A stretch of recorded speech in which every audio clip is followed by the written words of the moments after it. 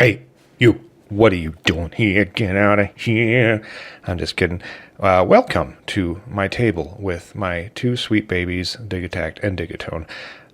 They got fancy new updates recently, a couple days ago, and I'm going to be going over those. I recorded this already once, and I didn't even get halfway through what I wanted to do, and it was like 45 minutes long. So give me the strength. I'm going to get through it. I deleted that. I'm going to make it faster, which means I'm going to stop talking now. I can't go into everything completely in detail. One or two things might get another follow-up video in more detail later, mostly the chord mode, but we'll see. But yeah, I just kind of wanted to go over everything because, yeah, they put out updates, videos showing what's in them, but they're kind of short, and the notes also have some things in it that weren't even talked about. Just a few things, but yeah, it's nice. So let's get started with the big thing on the Digitone is they added the chord mode. So yeah, we'll just have this here basic swarm thing. We'll go to the chord, the keyboard setup, which is Funk keyboard, as you know already. I have it in minor because I'm an edgelord, so everything has to be always minor. And so you can tell this is different. So they added now on the left here, they got mode normal, which normally could change it to folded. So that's not new. So that's normal is, you know, the keyboard roll with the ones that aren't in the scale are grayed out. But then the folded is just like every note in the scale. Sure. But now we have chord modes. So there are sort of 4 modes that were added. It's 4 new modes. So this is chord root, and this is the most basic one. So, oh, I'm pressing a button that is not there. So this, the way this one works is it's just playing the chords with the root note. So you always have the scale for the root of C is currently set, so all of the notes for that, the chords going up in just the most basic form possible. And there is a shape selector over here which will determine which notes in the chord is going to play. So this is playing the first note, the third note, and the 5th note. So there you go, you press that. So like if we go back, if we go back to the keyboards, that's 1, 3, 5. So that's 1, and then 2, 3, and then 4, 5. So it's playing that. So if you're not sure what that means, that is what the shape is doing. I'm not a music theory person. I have some of that. I know some things, but I kind of like just don't retain it and don't really care. So there is that. So the other thing over here you'll see is the shape as we were talking about. You turn that and you're going to see it changes this. So basically you never need to touch this knob. The faster way is to just press these, and you can do that while you're playing.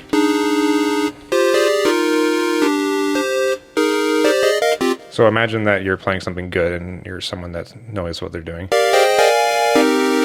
But yeah, so that's a fun thing. So that's changing the notes in the chord that it's going to have. So this is the first note, the second note, and the 5th note in this one.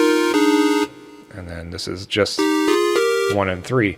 So that also determines how many notes are in the chord. So this is 1, 3, 5, so that's 3 notes.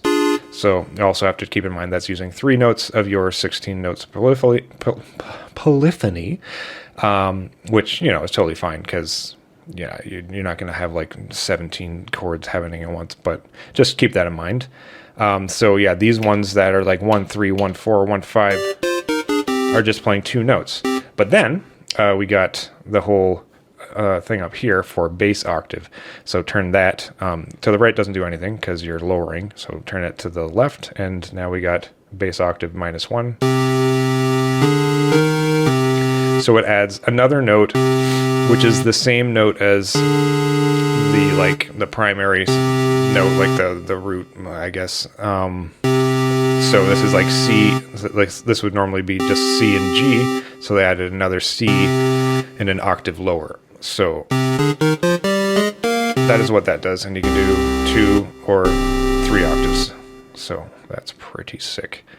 That's important because like this has always been capable of making chords that are as big as anything else if you're doing it on a big keyboard. But the fact that it only shows you 1 octave normally, plus 1 note for the root on the highest, meant that, sorry, I got a little bit of gas, I ate a lot of chicken, meant that a lot of the times you just naturally end up making really kind of tight chords that aren't very interesting. So this is fun because it just makes it a lot easier to spread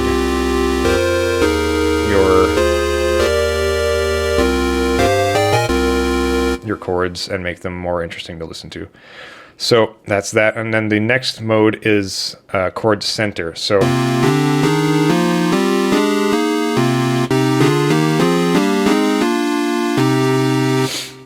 that is something I'm not super great on understanding or figuring out or explaining. But basically how I understand it is there's like a center point imitating how someone plays on a piano, where like as they move up, when they get to a certain point, instead of continuing to play higher notes, they might play those notes instead on a lower octave. So the center point, I think, is like just the center of like where that whole thing is taking place. So as it goes higher, then maybe the notes will shift to a lower note at a earlier point. But I don't think you really need to understand it fully to use it. So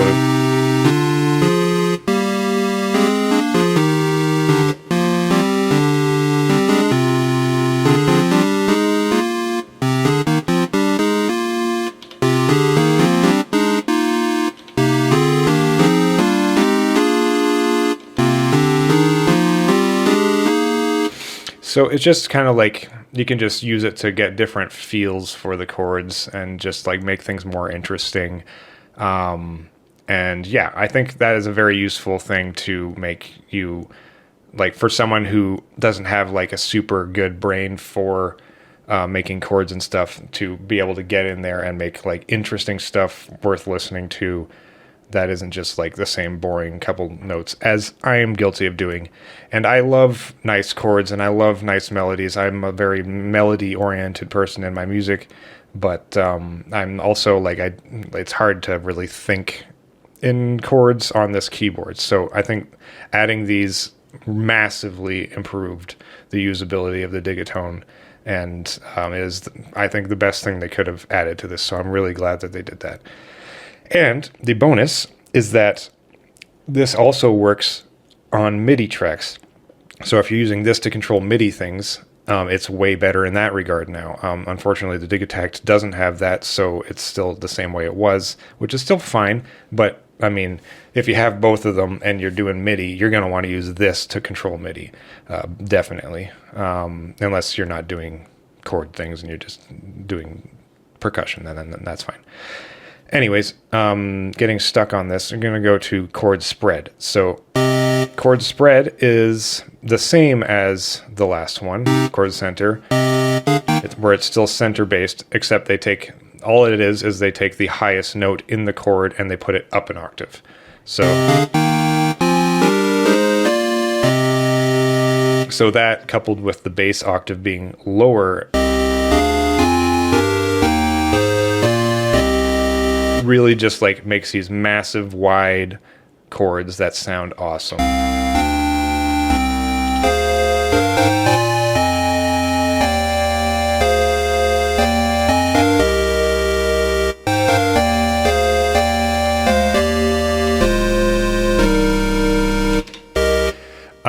I love it. I love it so much. And let me show you one other thing on this. Since you have the swarmer, this is with a single voice right now. Let's put in the swarm voices. So now every note in this chord has 7 voices. And let's put that down an octave. And then let's, oh, we already got some chorus. That's why it sounds nice already. Oh boy. That just sounds so good. And then we got no unison on. Let's put on some unison spread. Oh Lord, that's a little wide.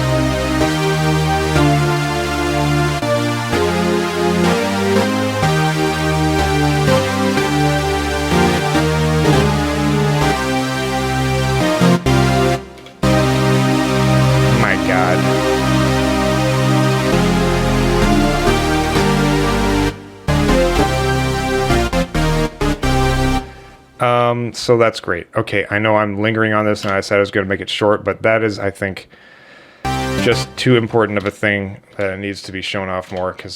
Okay, so there is one other part of this, and that is now we got this little thing up here, hold funk, and we got this new screen. So this is a config page, so this is letting you set this type of keyboard per track or per pattern. It defaults to per track, which is probably how you want it, because you probably don't want your kicks to be in chords. Just gonna guess. Then over here you got the root and scale per pattern, or you can change it to per track. Defaults to per pattern. Again, most of the time you're going to want that, but then you have the option of changing the root or scale per track. That's cool. But while you're up here, you see chord memory, func Y to create a chord. So let's do that. Waiting for notes, and let's just do a chord. There we go. So you can func Y to preview, func no to clear, yes to save, no to quit. Let's save, and then it's like, okay, save chord to memory. I already kind of did this before, so I have these, so I'll do it over this one. Overwrite, and then let's do another one. So let's do func yes, waiting for notes, and then let's save that to here. Overwrite. Sorry if you hear my wife cackling maniacally in the background. I think she's really enjoying Instagram right now. Func Y to wait for notes. Let's just do some random chord here. I don't know. Yes, save to there. And then let's do another func Y. Sure. Yes, save. So now we got this. So now there's this, you can turn it one more time and you go to chord memory. So now we're in chord memory. So those are the 4 chords that we saved into this. So now you can customize this with up to 16 chords. So if your song has like a certain set of chords that it likes to reach to, but you like to like move them around, shift them around, you can use this page, and then just like you can like play it live here without really thinking about the melody, but just like about just having the chords. You can transpose them up and down steps. That's fine. And then yeah, you can use this in the Arpeggiator too. So let's transition seamlessly into the new additions there. Let's turn on the Arpeggiator. Oh, let's get rid of all this. Let's zero that out. So the Arpeggiator got a couple new things. Honestly, it's not super exciting, and I wish they did a little bit more, but it's okay. It's still better. They added the ability to choose some more in-between speeds, and for the ability to shift this whole setup here, right and left. It's not really that exciting. I wish they would make these offsets lock to scale, and that they would offer them as mod destinations in the LFO. That would kind of make it a little bit more interesting, but still, it's an improvement. But let's turn on the Arpeggiator. So now the Arpeggiator is going to use all of the notes in these chords in the order that you press them if you're on true. So let's just... I think I got because I was doing stuff before. Let's clear this sequence.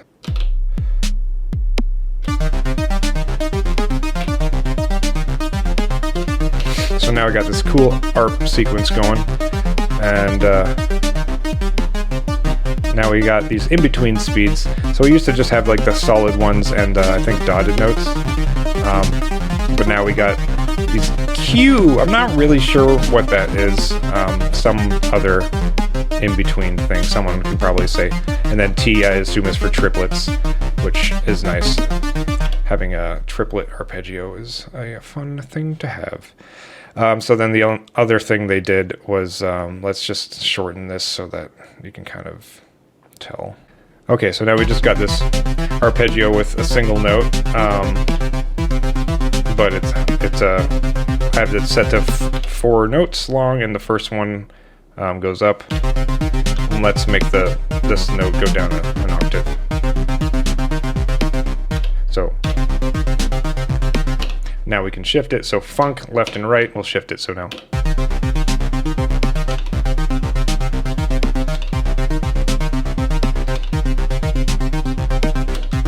So that's cool and all. But wouldn't it be nice if that could automatically shift on a LFO or something? That would be neat. But that's it for that. Not worth spending any more time on it, but those are the updates that you got for those things. My next favorite thing, let's turn off the arpeggio, is track swap. So we got a kick here and that there, and now, not here, in funk setup, we got track swap. And now you can just, I'm going to hold the kick and my note, and then boom, swapped. So now this is my kick down here, and that's my thing up there, and it swaps everything. It's wonderful. That is huge, because honestly, before, if you had something somewhere and then you made a different thing somewhere else, or you decided that you wanted to move where things were, it's a huge hassle, because you have to like track copy and then move to the other track and track paste there, and then you have to go back and go to record mode or to grid mode, and then funk copy to copy the sequence, and then go over and then funk paste to paste the sequence. And then there were some other things that didn't transfer as well. And then if you wanted to copy other sound back the other way, you had to also before have copied it to an empty slot, blah, blah, blah. It was a huge hassle. So now you can just boop. And now they're back to the way they were.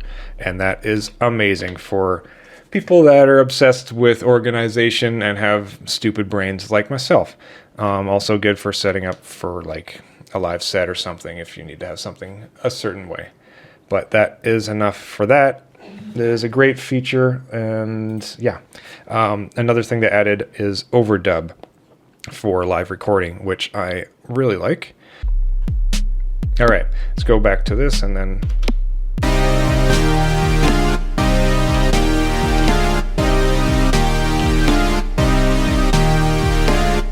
Anyways, let's release to that.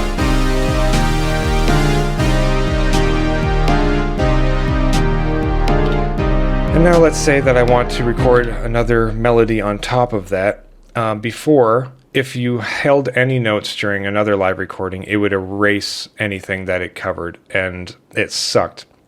So now it's off by default, so you have to make sure you go to settings and then personalize, and then go down to live recording overdub and check that on. So now let's go to the basic chord mode and do a little melody over that.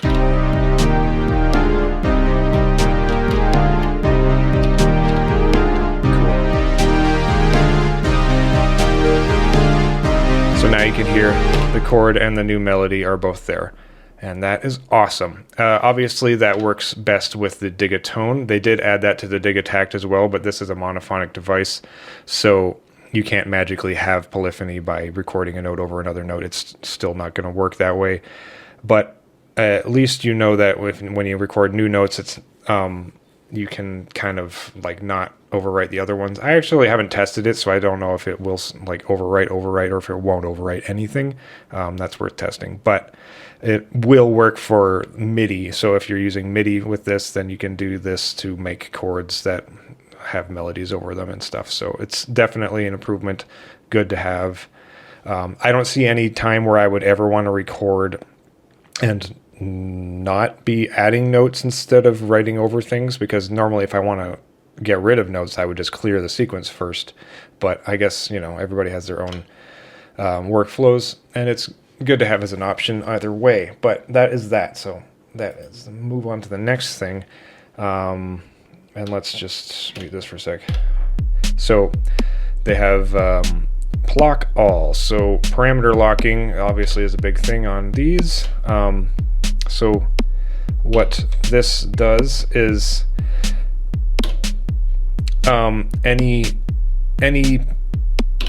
so they gave you the ability to do the parameter locks of everything that is currently down already, which is just kind of like an inverted way of doing it before.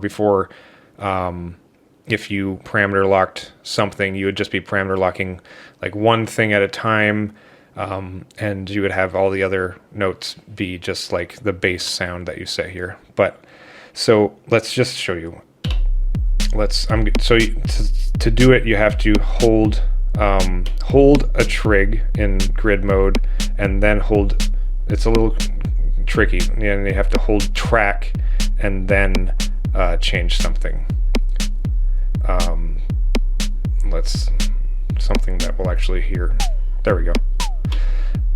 So now you can see that they've both been changed. But the bass sound is the way it was before. So now I add those in, and now the original sound is there. So it's just a kind of a different way of doing things, and it's more, I would think, like if you know what you want to do, and to save time, you can kind of just like place down all the ones you want to modify, and then modify them all, and then place down all the bass ones after.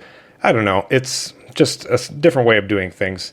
So there's this other part of it that is now you can modify all the things on just a page as well. So in addition to being able to do it to a whole track, you can do it to just a page, which is probably more useful in most situations. So you do that, you hold page, and then tweak things. So let's just do this, whatever. I don't know what it's going to sound like, but it's going to be bad.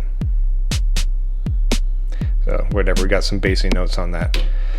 So yeah, it's cool. You can change just a page. That might be useful in a lot of situations. If you just want to have like a bar that sounds a bit different, you don't have to go through and tweak each one or copy and paste the thing 1,000 times. Anyways, another just little nice quality of life thing. And then one thing I'm going to gloss over is they added overbridge to this. Everyone's been waiting for it. I don't use overbridge. I probably should, but I just don't like dealing with that stuff, so I don't. But now this has overbridge. This already did, so cool. Moving on. All right, let's give a little bit of love to the Digitakt for a second. They added a bunch of stuff from the Digitone to the Digitakt. Most of the new things in this were from this, which I did actually make a video before saying I hope that they bring these things, blah, blah, blah. I can link that if you want to see. But the biggest things are the Comb Plus filter and the overdrive, and to a lesser extent the filter, bandwidth filter routing. So the overdrive filter, the overdrive routing, now you can put it post filter, which means that the filtered signal is going to then get overdriven. So let's just put it pre first. Put in some, I just have a single cycle waveform here. So let's put it through some filter. This is what it sounds like overdriving before the filter. So it's overdriving the signal, and then everything is getting filtered. So now put it post filter, and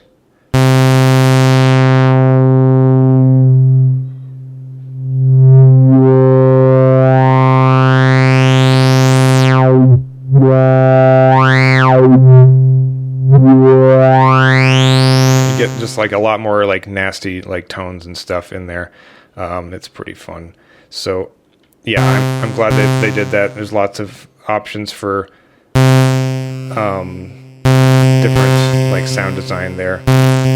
I think that it's a nice addition for sure. And then you can also change the bandwidth filter to be pre or post. It's not super exciting, but if you put it post, you can filter the post-filtered sample rate reduction, which normally you can't. If you put sample rate reduction post-filtered normally on this before, it would just sample rate reduct everything. But now you can filter, oh yeah, wrong one. You can filter that down to like a certain tone, which is cool options there. But that's enough of that. Moving on, the Comb Plus filter. I'll show you that. So let's switch this to Comb Plus. So it's already had Comb Minus or Comb Negative, but now the Comb Plus, it's honestly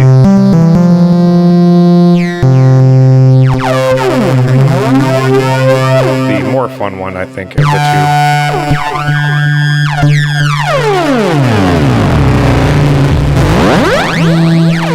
You can make lots of string sounds and like piano sounds with this, and just go nuts. Lots of fun. Definitely play with it. Use it. Great for sound design. If you're nuts for sound designing, that is your new best friend. They also added mono sampling to this. I don't really care about that. I don't use it, but I'm glad for the people that wanted it. It's just another option. I'm not really going to show it, but you got your mono left, mono right, and then mono left plus right. So that means you can have two mono synths going into both things and record. You can record one or the other separately, or you can record both at once and sum it into one mono sample. For people that really like using mono, I know it's used a lot in like drums and stuff. I just like everything stereo. I'm just a nut job that way. But it's great to have an option, especially because the Digitakt1 had that already, so people were kind of upset that this one didn't. But it's there now. And then they also added key tracking as a mod source. So let's see. Let's remove some of this. So to get to the mod sources, you go to the setup. So Funk filter for setup, and then go to key tracking. Now is there. So now key tracking is the lower you are in the notes, the less that these things are affected, and the higher, the more they are. So let's just say, let's do filter. The comb filter frequency. Let's change that a lot based on the. Let's just do that one. And actually, let's change this one as well. Change that to low pass filter, and we'll make that like negative. See how that is. Anyways, so I do that, and then let's just go to the keyboard here, and then I keep forgetting that there's no plus or minus. You have to like hold. What do I got? I gotta hold this. There we go, and that's how you can change octaves.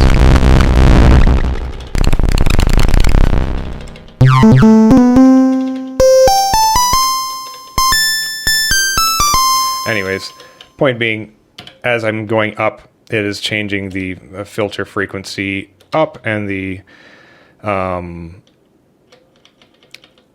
low pass filter down, so the higher ones won't have like the low pass filter stuff in them, and vice versa. Anyways, it's a nice new option. This had it already, I think. Did it? Maybe. I don't know. Either way, it's there. If it wasn't here before, it is now. But that is a fun thing. Okay, so I had to just figure out how this worked because I hadn't done it yet. So you can now load samples directly to tracks without having to go to each different one and go open the browser again. You can just go to Funk Samples, explore your samples. Let's get copyright strike by Nintendo and use a bunch of Donkey Kong sound effects. And now you can say this one, I'm going to press right to bring up the menu here, and then it has a load to tracks. So if I change track, so now I'm doing track 7, now it says load to track 7. So do that. Now I got this here and that there, and then like I can do this, change to track 6.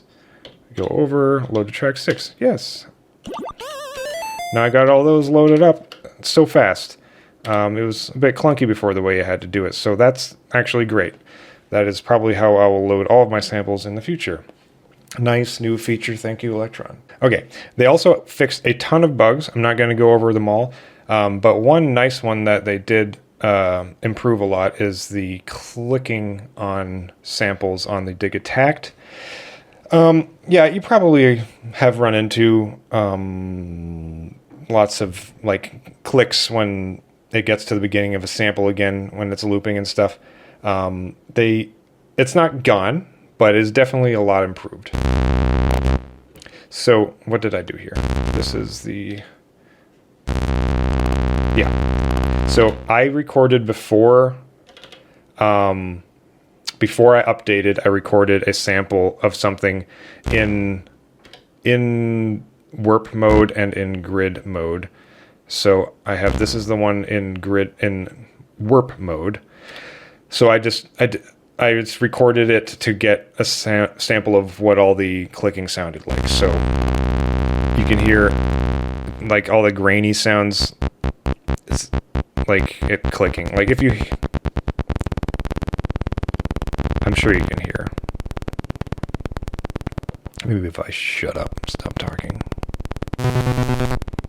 Anyways, that is the recording I did before the update. So now let's go that same, the exact same thing that I had set up there, just post update. That kind of clicky sound is actually just the beginning. I mean, that's just this sample. That's just how it sounds. But you can tell that it is definitely a lot smoother.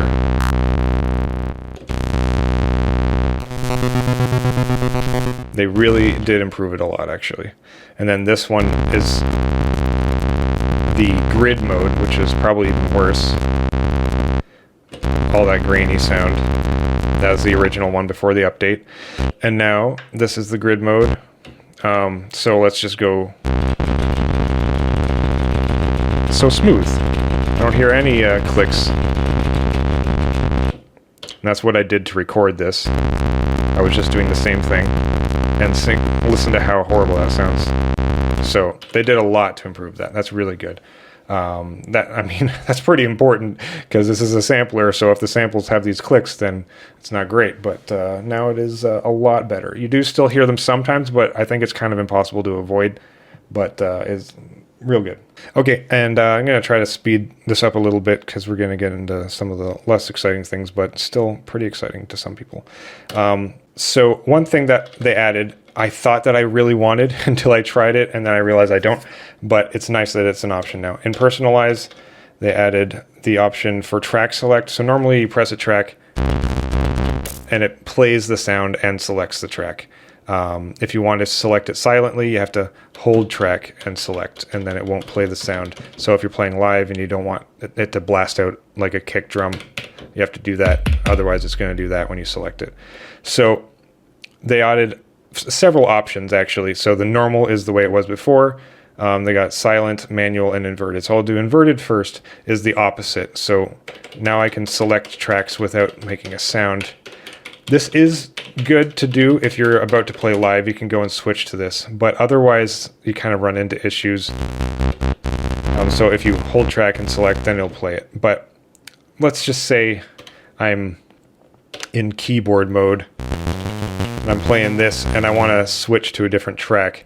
So now I have to hold track, and now I'm forced for it to make a sound when I change to a different track, because there's no way to silently change tracks if you have the keyboard up with inverted on. So that is a big enough negative for me that I don't like that anymore. Silent, it'll never play, no matter if you hold it or hold track. It'll just always be silent unless you play the actual thing on the keyboard. And then you have manual. Manual will play the sounds that you press, but it won't change the track. So I'm still I'm still tweaking 10, even though I'm pressing these. So then you have to hold track to select change tracks. That's kind of a nice option. Some people might like that, but I'm just going to keep it on normal. And then this parameter live recording thing. Let's switch back over here because I already have some things. So they added these to both, by the way, all the personalized options. Okay, so the way that it was before, you hold this, and now I'm doing a live recording of parameter locking, whatever. I only have one trig, so it's pretty pointless. But now everywhere that I was tweaking stuff, it added yellow trigless trigs, which don't make a sound but have parameter locks in them. But it also is just ugly and horrible to deal with.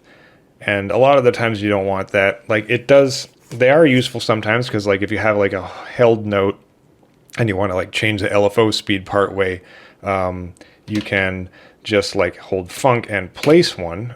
Now you've decided to do that, and then you can do that and do a parameter lock to change something here. But I think having like 300,000 of them added is kind of annoying. So now they've had it, so let's just add some more. You can change it to personalize live record, parameter live record to trig. It will only add parameter locks to the trigs that are currently down. So let's do that. There we go. So now those are there. And I can just, let's put it down to 1 again. I was not on the right page. Whatever, you get the point. I'm a train wreck.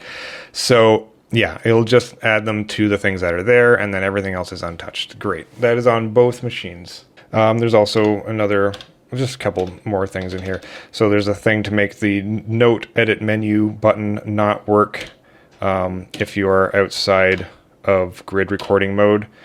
Because a lot of the times, the only time you'd ever want to do it really is if you're in grid recording mode, because that means that you're editing a chord, because that's the only functionality of this button. But maybe you want to do it and you're doing something else. So like maybe you want that to always work, and that is the default.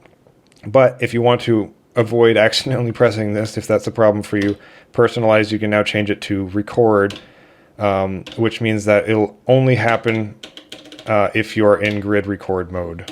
So now it works. But if you're outside of it, it'll just pop up with this message saying press record, then note edit to access note edit menu. So fine. I guess that was a problem for someone, but they have added that. Again, more options are better. And so we also got note preview. The default from before was always, and it is now paused or never. I like paused. So that means in note edit mode, yeah, let's put that back on. See? In note edit mode, if I add new notes, it'll play them. So even if you're playing live and you want to edit your chords, it'll play those notes and, sound bad. So now they have it so that it'll play it. You can decide to have it only happen when it's paused, which is what I like. Otherwise, the other option is to have it never play the sound ever, and then you can just funk yes to hear the chord. That's fine. So that is that. Another nice little mini option there for you. There is a way now to transpose a page at a time, but I can't remember how to do it, so I'll have to look in the manual for it, but I am sure that it is there. Maybe doot doot doot doot. No?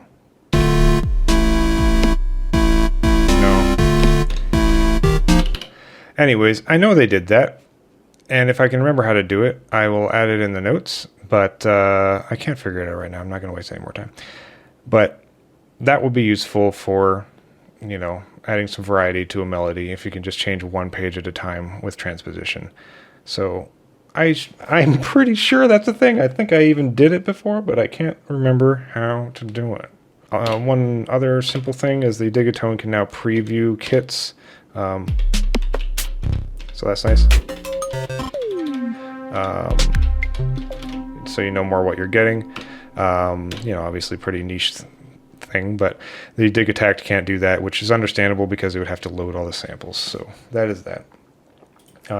There's a quick metronome toggle, which I thought was already there, but apparently it's not. But it's just metronome and yes. So that's good. Okay, there's now a indicator if there's an active filter on, which apparently there wasn't before, but that's actually pretty cool. So there's a little X now to show that I have a kick filter on in the preset page, because now it's gone, and I guess that wasn't there before, but that is good. And one other thing, there's a mute mode, so if pattern mutes or global mutes, that is now saved on power cycle. So people that use pattern mutes most of the time, congratulations, you don't need to toggle it on every time now. There's another thing added to note edit mode where you can sort the notes instead of being by pitch from top to bottom. Now you can be by timing top to bottom. And you can even shift notes that are the same timing up and down. But to be honest, I don't really know the combo for that. And, E? Oh, E. Press down E? No, that's not it. Anyways, I don't know how to do it. Oh, there we go. Click. So click note, and it has a little arrow, or click time, it has an arrow. So that's how you do it. Cool. That's not really that interesting, but it is there. They also fixed some things, like apparently the note length for chords should actually preview properly. Let's see if this shows it.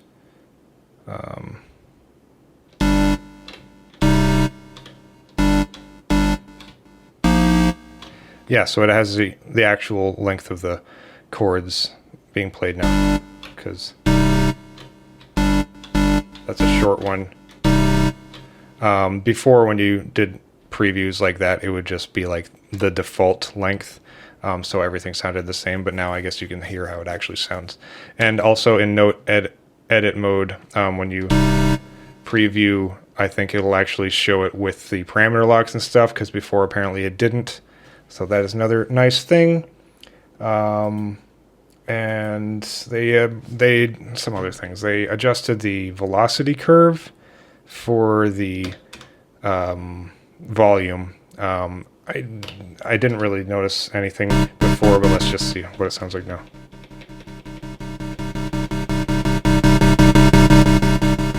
I don't know. I guess it's probably changed in some way, but I didn't know what it was like before, so skippy doo. Digitakt can apparently rename the track's sound, which I'm confused about. I thought that was already a thing, but let's see. Is there a new menu thing here? Rename. Okay. But you could already change preset names before. I don't know. I'm confused as to why that's new, because I know you could name presets. Maybe if you haven't saved it, you can still name it. Maybe that's a thing. There's apparently a way to load a kit to manage. There we go. Okay, so I guess on manage, you can load a kit to all empty, load to empty. So load to all empty patterns, confirm. I mean, yeah, I hope I didn't permanently mess things up, but probably not. Let's just go to a random pattern here. Pattern 14 is empty, but now it has this kit in it. So that's cool in combination with a video I made previously about making a basic default kit. You can do that, and then you can use that and load it to all of your empty patterns in a project, and then not have to worry about loading that every time. So it skips another step. Pretty cool. Anyways, even after I edit this is going to be insanely long, but you know what? It's done. It's a great update. I love so many things about it, but mostly I love that chord mode. It is the best thing in the world, and I'm so happy the Digitakt got those nice new updates like that Comb Plus filter that is huge, and routing the overdrive distortion.